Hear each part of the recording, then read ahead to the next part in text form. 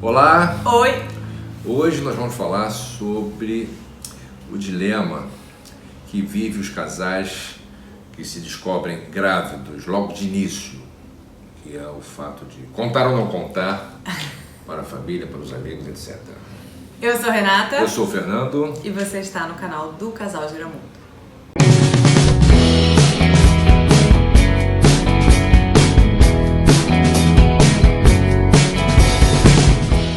Contar ou não contar logo no primeiro trimestre da gestação. Hoje em dia existe uma convenção, né, para... Eu atribuo isso seja uma convenção, porque se não for isso é uma superstição, talvez. Existe aí uma indicação, inclusive dos médicos, de que é bom esperar, porque o primeiro trimestre é o mais arriscado a se perder o bebê, né, a gravidez ser interrompida, enfim, sofrer um aborto espontâneo. Então, muitos médicos indicam não contar para você não ter que lidar com a ansiedade desse primeiro momento já com várias outras pessoas sabendo, né? Foi o que aconteceu com a gente, por exemplo. Na primeira vez que você engravidou. A gente engravidou a primeira vez, perdeu o bebê. E a gente já tinha contado pra família, não tinha contado ainda pros amigos, mas já tinha contado pra família. E ainda assim foi algo bastante frustrante, claro, né? Desapontador, a gente ter que falar isso, né? Depois, contar que tinha acontecido isso. E os riscos, segundo as estatísticas, ficam em torno de 20% a 25%. Isso também é uma coisa que as pessoas focam nos 20%, esquece que existem 80% de chance de dar tudo certo. E é claro que todo mundo sente uma vontade muito grande de compartilhar uma notícia dessa com as pessoas que a gente ama. E você ficar preso a uma regra dessa é um pouco chato. E por isso nós tivemos dúvida no início e resolvemos fazer na primeira, né, quando houve aquele fato triste, nós resolvemos contar pelo menos para a família. E acho que a pergunta primeira que você deve se fazer, se conta ou não conta, é se você contaria para essa pessoa caso venha acontecer algo ruim na sua gestação, né? Como aconteceu com a gente. Caso você perca o bebê, caso você sofra um aborto, você contaria isso para as pessoas? Se você vai contar de qualquer maneira, então não faz sentido guardar esse segredo antes, assim. Acho que você pode compartilhar todos os momentos da gestação, porque quando você também decide não compartilhar esse primeiro trimestre, várias coisas acontecem que você não vai compartilhar, né? Deixa de compartilhar, várias coisas boas. Ou só características, né? Por exemplo, a mulher no primeiro trimestre enjoa muito, tem muito sono. Eu tive todas essas sensações e achava bacana ter alguém para compartilhar. Eu contei pra minha família da primeira vez, da segunda vez esperei um pouco, contei só pra minha mãe. Mas mesmo sendo só minha mãe, era positivo, assim, ter alguém com quem eu pudesse conversar e tal. Por outro lado, tem essa questão, né, de que eu acho que o fato da gente ter decidido contar logo no início, na primeira gestação, nos trouxe uma ansiedade muito, muito grande para essa segunda gestação. Que não tem, nenhuma dos nossos familiares tem culpa. Na verdade, assim, ninguém ficou ligando pra gente perguntando se a gente já engravidaram de novo? Mas ninguém fez isso. Ninguém fez isso, mas o fato da gente saber que as pessoas sabiam gerou na gente muito mais ansiedade. A primeira vez, porque assim, a gente decidiu, né, engravidar e a gente não falou com ninguém. Quer dizer, decidiu tentar engravidar, decidiu parar com anticoncepcional e não falou nada pra ninguém. E, assim, eu sempre dizia que não queria ter filho, não pensava em ter filho e tal. E Fernando já tinha filho suficiente. 5 filhos e 6 netos. Já tava ninguém tava desconfiado, né? De que tá querendo um negócio desse. De que ele podia pensar em ter filho. Então foi uma decisão muito do casal, né? E a gente resolveu não compartilhar com ninguém sobre isso. A gente não falou nada com ninguém. Então, conforme os meses iam passando, a gente tava muito tranquilos, muito, assim. Não era, juro, não era, era zero, a gente tinha zero ansiedade, né? Assim, a gente não ficava olhando dias de fertilidade, fazendo tabela, vendo, a gente deixava lá. Ficava um pouco sim. Na primeira? Ficava, pô.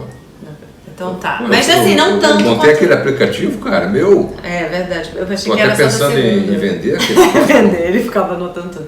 Tá, não, tudo bem. Tentava acertar o dia, mas não fizemos teste de fertilidade. Não, e nem ficávamos tão ansiosos, assim. Demorou 5 meses, né, até a gente engravidar a primeira vez. E aí, tá, contamos pra todo mundo. E contamos muito no início, assim, a gente fez o primeiro beta, a gente já saiu contando pra todo mundo. Pra família, né? Pra família. Quando chegou o resultado do segundo beta, que já foi... já foi desanimador, Desanimador, né? Porque não subiu o que deveria ter subido. Aí a gente pensou, deu ruim. Deu ruim. Quer dizer, ainda não tinha certeza, porque algumas pessoas o segundo beta não sobe e a gravidez... ainda fizemos um terceiro, que o beta deu uma subidinha, deu uma animada. Mas aí depois fizemos a outra. Com a outra, ficou claro que a gente... E aí a gente tinha que falar pra todo mundo, a gente já tinha ganho um presentinho, né? Foi uma coisa tão legal, a família toda vibrando. E não só vibrando, mas a surpresa de todo mundo, né? Que não esperava que a gente estivesse tentando engravidar. Então a gente viveu um momento muito especial para logo em seguida viver uma tristeza muito grande, assim. E não só viver essa tristeza, mas ter que arrumar palavras para repassar essa informação. Então na segunda a gente estava muito mais ansiosos, porque a gente sabia que as pessoas sabiam que a gente estava tentando. E aí, cara, isso gera muita ansiedade. Mesmo que ninguém pergunte nada, mesmo que todo mundo seja super delicado e elegante, assim, a gente esse é o efeito adverso de você contar logo de cara. Logo de cara e acontecer um evento adverso. Né? Exatamente. E aí na segunda vez a gente já mudou bem a nossa ideia, assim, então a gente resolveu esperar, né? Esperamos, você contou só para sua mãe, né? Porque é claro que você tem com ela, obviamente, um relacionamento... porque eu não ia conseguir não contar, isso. Exatamente. Você precisava também compartilhar com alguém, a melhor pessoa... E também se acontecesse qualquer problema eu ia falar com ela, ia falar com ela logo de cara, assim, eu precisava do apoio dela em todos os momentos. Então, logo depois do primeiro beta, né, eu já falei, amor, pra minha mãe eu vou contar. Mas, por exemplo, aí eu não contei pro meu pai e pra minha avó, queria esperar um pouco. Aí a gente encontrava com eles e eu tava completamente diferente. Então, assim, era meio ridículo também. A principal diferença dela é que ela não estava bebendo. Eu não estava bebendo, número 1, e eu sempre bebo. Então, eu sempre tomava um vinho. Um vinho no almoço. Um vinho, ou então eu tomava uma caipirinha. Ninguém estava entendendo que ela não estava bebendo. Não, eu fiz uma caipirinha fake um dia, né? Foi aniversário do Fernando. Ela fez... E a gente fez uma feijoada. Tá ficando ruim eu não beber aqui. E ela fez uma caipirinha fake, assim, botei um limão e joguei só água. E como eu que fiz, ninguém viu. Aí dei caipirinha pra todo mundo e pra mim tomei a caipirinha fake. Mas eu ficava com muito sono, eu tava muito antissocial, né? Eu tava tão cansada, eu não tinha vontade de conversar com as pessoas. Eu sou super falante, super comunicativo. Então era esquisito. Então eu falava assim, não, eu vou lá no quarto, porque a gente tem um quarto lá que a gente trabalha também. Eu vou lá no quarto trabalhar, e mentira, tava indo dormir, né, assim. Mas eu não sabia muito bem lidar. Então, nesse sentido, é meio ruim, porque com a família do Fernando é fácil, porque eles moram longe, então, pra gente contar, a gente teria que ligar. Então, a gente só decidiu não ligar, né? Mas na minha família, que a gente tava encontrando, especialmente meu pai e minha avó, foi uma situação um pouco complicada. Mas a minha avó mesmo, que não passou por isso na época dela, obviamente, porque essa questão de contar ou não contar é recente, foi uma das pessoas que opinou, porque eu acho que vocês deveriam esperar, eu acho que vocês não deveriam contar logo de cara, quando a gente perdeu a primeira gestação. A minha mãe também falou. E a mãe do Fernando também. Então ela própria achava que a gente não deveria contar e a gente decidiu não contar logo de cara. Fernando na segunda gravidez estava tão assim, que até pra obstetra ele falou, não, vamos esperar o segundo beta, se o segundo beta vai subir direitinho, depois a gente conta. Porque realmente quem perde uma gravidez fica super inseguro na segunda, assim. E aí a cada etapa é uma nova... Tipo, conseguimos passar dessa. Cada consulta médica. Cada consulta médica. Cada ultrassom é um estresse. É um estresse, Agora... Mas o ponto central da questão de falar, né? Uhum. A gente até queria ouvir de vocês também, quem viveu essa experiência, quem achou que deveria não contar, e se conteve, como é que foi esse ato de se conter, como é que se sentiram, né? Porque é uma vontade, a gente tem uma vontade de explodir, falar para todo mundo, isso é uma coisa que deixa a gente alegre, né? E a gente sabe que vai deixar pessoas queridas alegres também, e a gente tem vontade de contar. Então, o fato de não contar, como vocês lidaram com isso, aqueles que decidiram não contar, e como lidaram aqueles que decidiram contar e correr esse tal de risco aí, que é interessante, né? Você foca nos 20%, quando você tem 80% de chances boas, né? De sucesso. Mas é porque 20% é muita coisa. Não é baixo. Assim, uma a cada 5 mulheres, mais ou menos, uma a cada 4, né? Às vezes 25%. Podem passar por isso, assim. Mas tem gente que vai contar todas as etapas, inclusive se acontecer alguma coisa ruim, vai compartilhar também, aí tudo bem. Eu tenho nos meus grupos de amigas todos os exemplos, assim, amigas que demoraram a contar e amigas que fizeram um exame do xixi com a gente na porta e que não tinham problema nenhum da gente acompanhar tudo e cada etapa, pessoas muito mais com vontade mesmo de compartilhar logo no início, né? E pessoas mais, assim, reservadas que esperavam um pouco para daí poder contar e tal. Porque realmente esse início dá muitas inseguranças pro casal e é normal, porque cada um lide à sua maneira. A gente teve as duas experiências, a gente então contou logo de cara na primeira e na segunda, resolveu esperar. E tem pontos positivos e pontos negativos, né? Eu acho que... Para as duas decisões, né? Para as duas decisões. Quando você conta, você tem mais gente para compartilhar. Como a gente não tinha, a gente ficou monotemático entre a gente, então eu e o Fernando só falávamos disso, assim. Mas também, quando você conta também, você transfere um pouco dessa expectativa nossa de que as coisas corram bem para as pessoas queridas, né? Porque eles também ficam preocupados com os exames. E aí, já fez aquela coisa? E deu tudo certo no exame? Quando vai ser o próximo ultrassonografia? Como é que vai ser a morfológica? E o exame NIPT, essas coisas todas? Você acaba também transferindo para as pessoas isso. E isso, é claro, que também gera uma ansiedade na gente. Aumenta a nossa ansiedade. Então, isso para mim é um dos efeitos contrários. Adverso. É um ponto negativo. Um ponto negativo de você contar. E de esconder, de não contar, é que você praticamente, eu vou usar o termo perder, mas não é que você perca 3 meses da gravidez, você não perdeu 3 meses da gravidez, mas você perdeu a oportunidade de compartilhar momentos muito bacanas com as pessoas que você ama, né?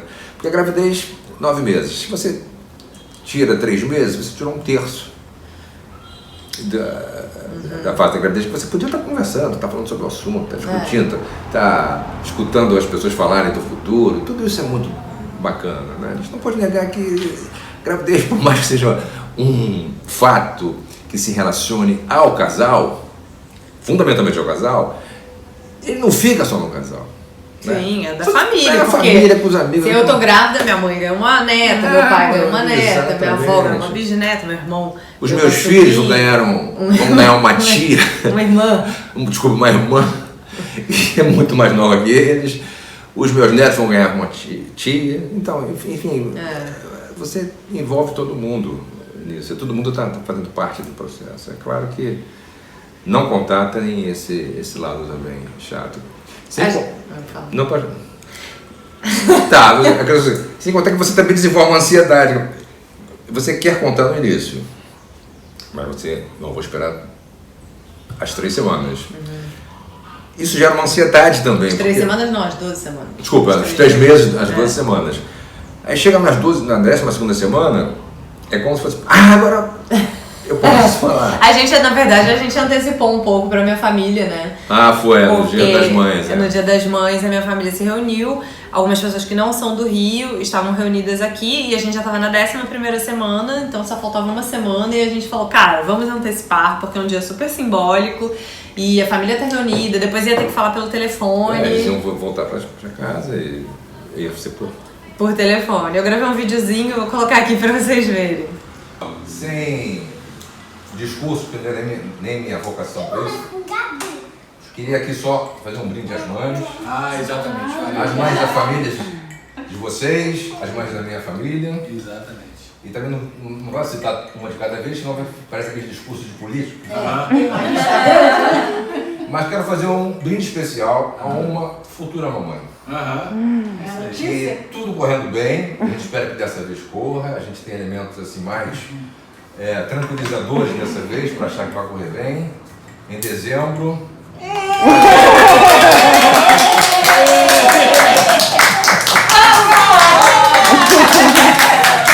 Bom, então, vocês viram aí, né, todo mundo reunido e festejando. É uma notícia que mexe com a vida de muitas pessoas e é muito legal poder compartilhar. Aí eu acho que essa decisão... você pode entrar no Google, dar lá seu Google. A gente leu vários artigos na época que a gente foi tomar essa decisão, né, entre contar ou não contar.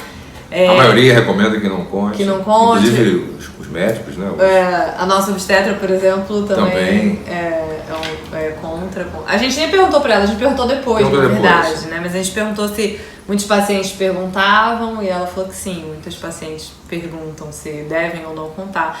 É uma decisão realmente muito pessoal, mas eu acho que, assim, pra mim, ficou muito claro que contar logo de cara me trouxe mais ansiedade do que o prazer de compartilhar.